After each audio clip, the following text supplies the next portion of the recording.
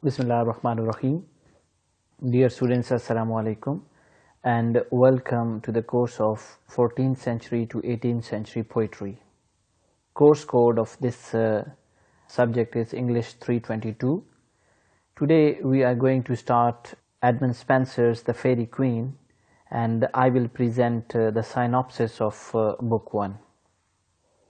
In this lecture, first of all, I will introduce the book of Faerie Queen to you, and then we will come to the book 1, and I will express the different events that happened to the Red Cross Knight in his journey. So the few of the prominent events that occur, that when he arrives at Den of Error, he meets Archimago, and one another important event is the encounter with Duessa. Here we see that Archimago separates the two companions, the Knight of Red Cross and Una, and we see the two separate journeys. And I will give you the detailed analysis of the two journeys. Here on the separate journey, Una confronts a lion, and on the other hand we see that the Knight of Red Cross accompanied with Duessa enters the House of Pride. After that we see a fight of the Knight of Red Cross with a giant named as Orgoglio. So all is this for today's lecture, but first of all I will introduce you to the Faerie Queen. Basically it is an English epic poem by Edmund Spenser, and we see that the first 3 books were published in 1590 and the coming 3 books were published in 1596. Actually he planned to write initially 12 books, but life didn't permit him to complete his work. Faerie Queen, one of the notable work for its form. We see that it is one of the longest poem in the English language, and it is also the work in which Spenser invented the verse form that is known as Spenserian stanza. So as I told you that it is an epic, but one another important thing about this work is that it is an allegorical work. We see that on literal level the poem follows the several knights as a mean to examine different virtues, and on the allegorical level we see that it has a number of other meanings or several levels which we can understand from this work. As I told you that it is allegory, and it has different levels, like we can read this very poem at literal level. It is a story of romance and adventure that came from the Italian background, but we also have the moral or Christian meaning of this work. We can also define this work as a historical allegory, or it also has some biblical meanings. So the allegorical levels that are presented in this Faerie Queen are not consistent throughout the poem, and we see that in places Spenser focuses on only one of the allegorical levels. In other places he tries to include the other aspects or other levels of this allegory. So first of all I'm giving you the stages of the Red Cross Knight's journey in book 1, because it is one of the stories that links the other stories. So the story begins with we see that the Knight of Red Cross, he is being introduced by Spenser in the very beginning of the book 1. This hero gets his name from the blood red cross emblazoned on his shield which he is wearing, and he has been given a task by the Gloriana, and Gloriana is as mentioned in the Faerie Queen, the third stanza of first canto of Book 1, that greatest glorious queen of the fairy land has assigned the Knight of Red Cross to save the parents of the noble lady, which we will see that accompanying this noble knight in this journey. So he is traveling with a beautiful, innocent and young lady, and there is another character, and that is a dwarf, and he is accompanying these two noble people as a servant. We see that just as we join the three travelers, a storm breaks upon these three companions, and they rush to find cover in the nearby forest. When the sky clears, they find that they are lost in that forest, and this whole event ends up that they near a cave which the lady Una recognizes as the den of error, and she warns the holy knight not to enter the cave. Ignoring her warnings, we see Red Cross enters, and he is attacked by a terrible beast, and that beast is named as Error, and she is having her young ones also with her. She wraps the knight in her tail, but eventually we see that the knight manages to strangle her, and he cuts her head. Here we see Error's youngs then drink the blood of their mother until they burst and die. Here we see the victorious knight and his companions set out again on a journey looking for the right path. But as night falls, they meet an old hermit. Hermit is a person, solitary person, or we can also name it as a recluse, who offers them lodging in his inn. As these travelers, the Knight of Red Cross, Lady Una, and the dwarf, they sleep, the hermit assumes his real identity. And we see that this hermit is actually Archimago, and he is the black sorcerer or magician, and he invokes two spirits to trouble Red Cross. One of the spirits obtains a false dream from Morpheus, the god of sleep, and the other takes the shape of Una. And as I told you earlier, that Una is the lady who is accompanying the Red Cross. These spirits go to the knight. One gives him the dream of love and lust. When the Red Cross wakes up in a passion, the other spirit appears to be Una, and she is lying beside that Red Cross knight. She offers a kiss, but the knight resists her temptations and returns to sleep. Here we see that the first trick of Archimago fails, but he tries another deception, and he puts the spirit disguised as Una in the bed and turns the other spirit into a young man who lies with that false lady Una. And here we see that Archimago wakes Red Cross and shows him the true lovers in the bed. Red Cross knight gets furious at that very event, and so in the morning he leaves without her on his mission, on his task. When the real Una wakes up, she sees her knight is gone, and here in sorrow she rides off to look for him, and she is searching Knight of the Red Cross.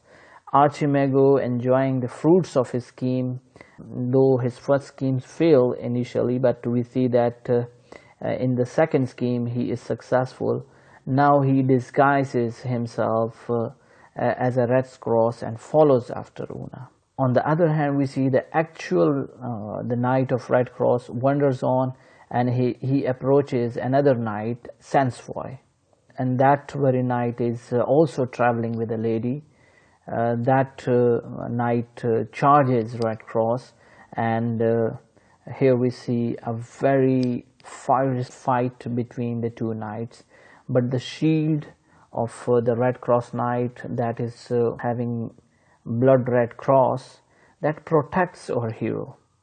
Eventually we see that the Knight of Red Cross kills Sansfoy, and he takes the woman into his care, the woman who is traveling with the Knight Sansfoy. And when he asks her his name, she calls herself Fedessa, saying that she is the daughter of Emperor of the West. Here, Knight of the Red Cross swears to protect her. Basically, Fedessa is not the real character. She is basically a false character, and here we see that Red Cross swears to protect her just because of her artificial beauty. They continue together, but soon the sun becomes so hot that for the sake of rest they move under the shade of some trees. The Red Cross breaks a branch of one of the tree, and he is shocked when the blood drips from that tree, and that tree cries out in pain. Here we see that the tree speaks and tells its story. He narrates that it was once a man, and his name was Fredubio, who had a beautiful lady named Fralitha. Fralitha, the lady, she is standing as a tree next to the first tree. One day, Fredubio happened to defeat a knight and win his lady, just as Red Cross did when he has a fight with Sansfoy, and that lady turned out to be a Duessa, an evil witch. Here we see that when Duessa turned Fralitha into a tree so that she could not have Fredubio for herself. But Fredubio saw the witch Duessa in her true ugly form while she was bathing, and when he tried to run away, she turned him into a tree as well.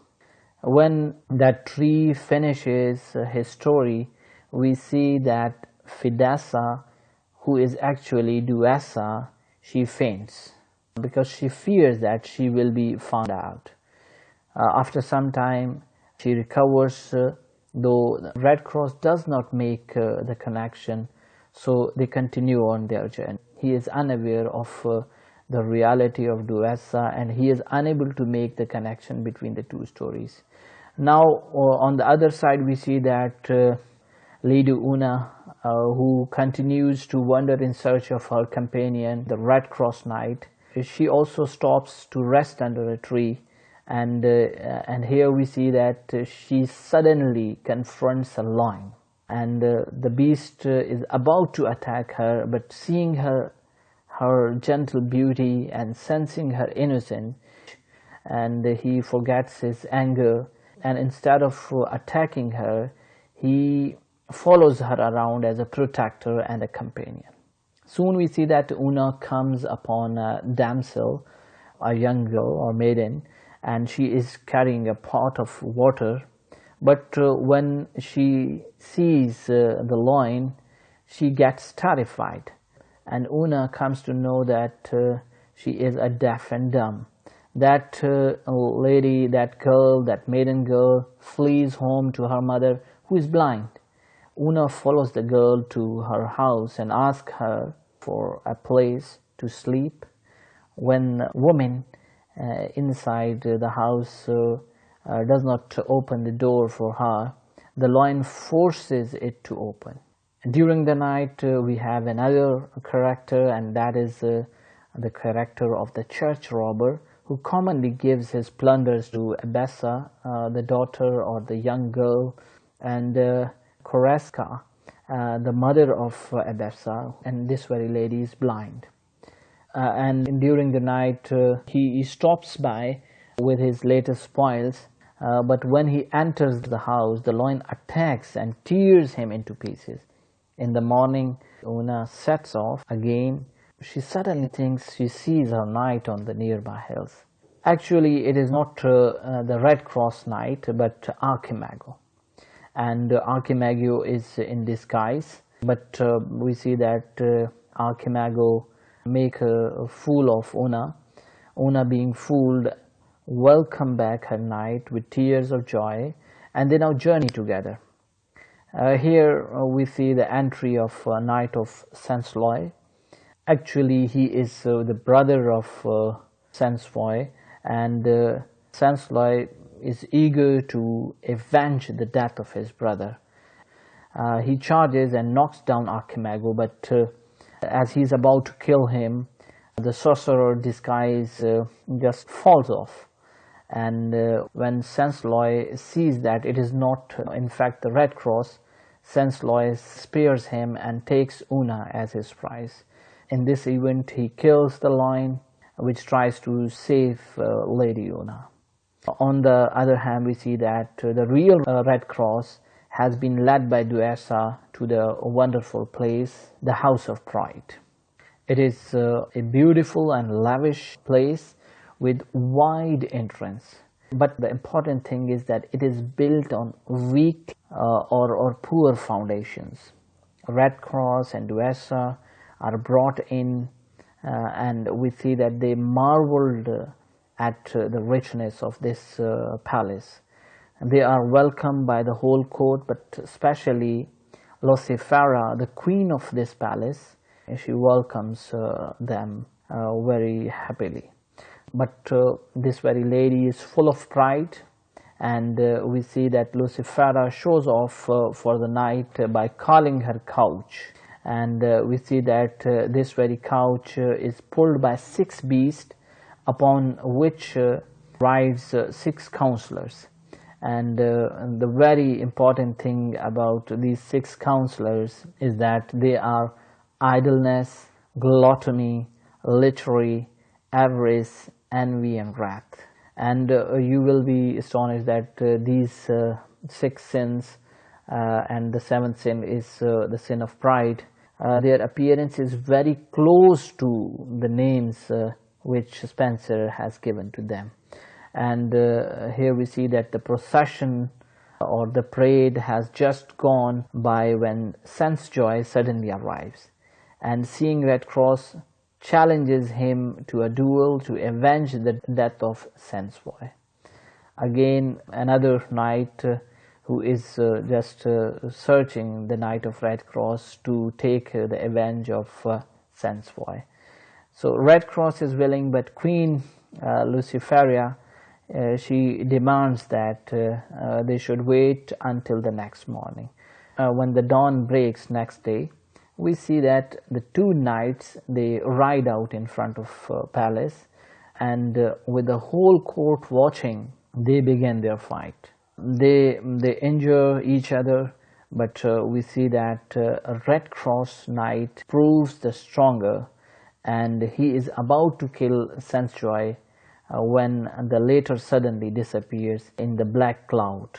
Here we see that Red Cross knight is then put to bed to heal his wounds, but the lady who is accompanying the Holy Knight of Red Cross, and she is actually Duessa, she mourns the loss of Sensejoy and goes to awaken the knight. Here it is not that knight, it is night with N-I-G-H-T. We are not having K with night, it is simply the night time.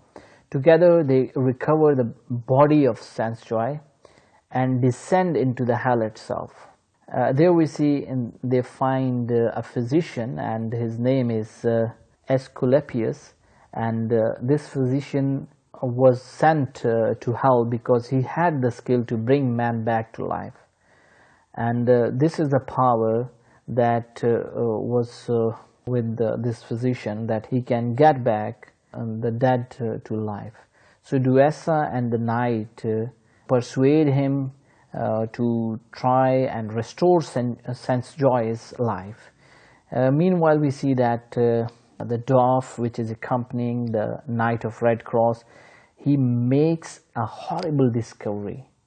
In the dungeon of or in the jail of that palace lies bodies of thousands of men and women who were overcome by the pride, and they could never leave this house. To avoid the same fate, Red Cross realizes he must leave at once, because this is not the right place. And with the dwarf, he flees the house as dawn breaks. Now comes the other scene where we see that Sensloy, who has captured Una, now tries to have his lustful way with her. She cries out for help, and we see that fortunately the forest they were in has many wood gods, and these wood gods are named as Faeries and Satyrs. These are basically creatures which are half man and half animal, and which comes to the help of this noble lady, Lady Una, when they hear her cries. On this event, we see that Sensloy flees, and he runs away because he is terrified. And on the other hand, we see that all these creatures, they bow down before Una as if she were a goddess. Soon another knight comes by, and his name is Saturn. Basically, he is born of a satyr and a human. He promises Lady Una to protect her and goes with her as she continues her journey to find the Red Cross. On the way, we see they come across an old man, and that old man claims to have seen Red Cross Knight killed by a pagan knight. Una, at hearing this, Una filled with grief, and we see that Saturn, eager for the revenge, asks that old man that where the pagan knight is now. The old man leads them to him, and it is Sensloy who didn't in fact kill the Red Cross, but defeated the Archimago that was disguised as the Knight of Red Cross. Nevertheless, the pagan and Saturn knight draw swords and fight. After many hours, there is still no victor.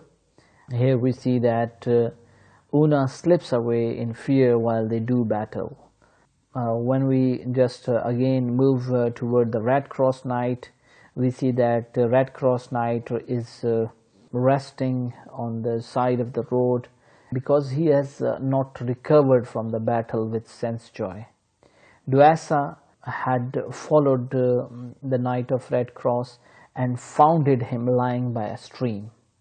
The Knight of Red Cross welcomes her company, not having learned his lesson up till now. He is still unaware of the reality of Duessa. As they talk, a monster giant or Guglio comes upon them.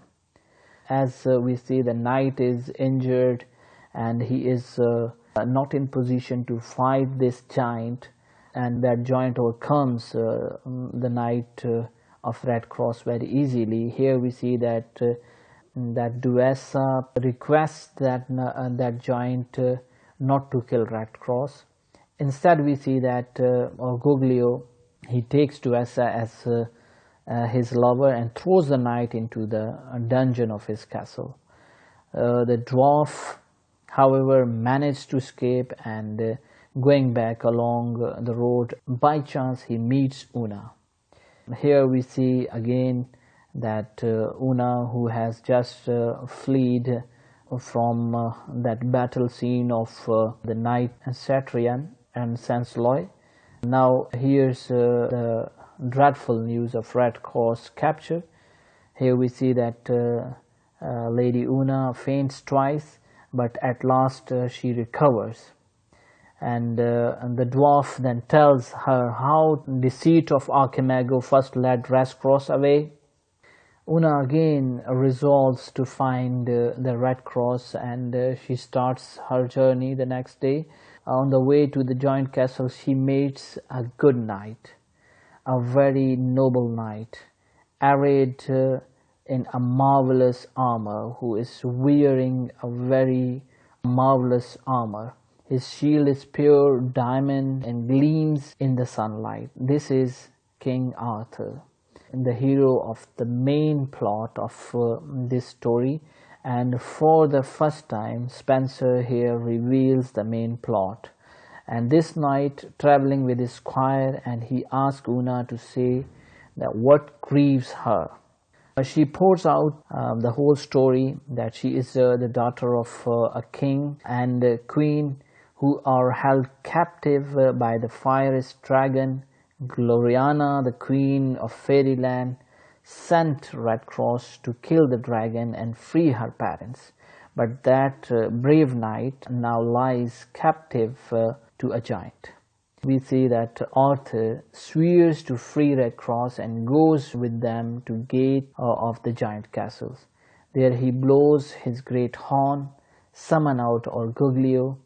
Duessa, who is now the lady of that giant, follows riding on a seven-headed beast. So this is the first part of the synopsis of the story of book 1 of the Faerie Queen, and in the next lecture I will complete the story of book 1 from the same place. Thank you very much. I hope that now you will be having sufficient information about the first few events of the book 1 of the Faerie Queen.